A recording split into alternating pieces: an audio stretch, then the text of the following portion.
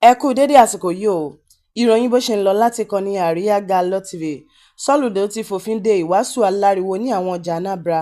Ẹnikẹ́ni tó bá kọtí ikún sí òfin yìí yóò san owó ìtanràn tí iye rẹ̀ jẹ́ ẹgbẹ̀rún owó náírà 500,000 naira. Gómìnà ìpínlẹ̀ Anambra ọ̀jọ̀gbọ́n Chukwuma Soludo ti ṣe ìkìlọ̀ ńlá o fún àwọn oníwàásù ẹ̀bá ọ̀nà tí wọ́n lo ẹ̀rọ gbohùngbohùn tàbí agbóhùnsókè ní gbangba o, pàápàá ní àwọn ọjà tí àwọn èèyàn ń fẹ̀sùn kàn wípé wọ́n ń dá ariwo sílẹ̀, wọ́n sì ń da àlàáfíà ìlú láàmú. Soludo sọ pé ẹnikẹ́ni tí wọ́n bá mú tàbí ó ṣèṣèrú òfin ariwo náà yóò sanwó ìtanràn ẹgbẹ̀rún náírà.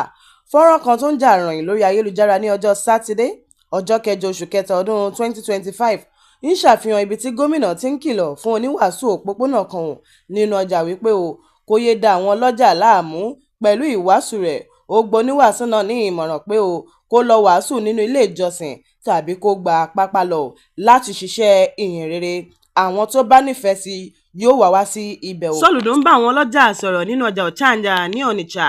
Ó ní tí ẹ bá fẹ́ wàásù ọ̀rọ̀ Ọlọ́run, ẹ lọ sí ilé ìjọsìn. ẹ ń dáriwó lẹ̀ níbí yìí ẹ ò lè wá sí ọjà kí ẹ sì máa dá gbogbo ènìyàn láàmú. Ọjà níbí kì í ṣe ilé ìjọsìn. Ẹ ń rúfin nípa ṣíṣe èyí ni bí bẹ́ẹ̀ kọ́ a ó gbowó fún lílo àyè yìí ní ọwọ́ yín ẹ lè fi agbára mú àwọn ènìyàn tó wá sí ọjà láti wá rà tàbí láti wá tà láti gbọ́ ìfiránṣẹ́ yín tí ò kí ń dùn kó pọ̀. A ò ní rí jù báyìí lọ ní abala ìròyìn bó ṣe ń lọ láti ìkànnì Àríyágalọ́ TV. Abímbọ́lá Olúwatósìn Babalọ́lá ọmọ ọ̀dẹ́mọ̀lẹ́mí ń jẹ́ ire o.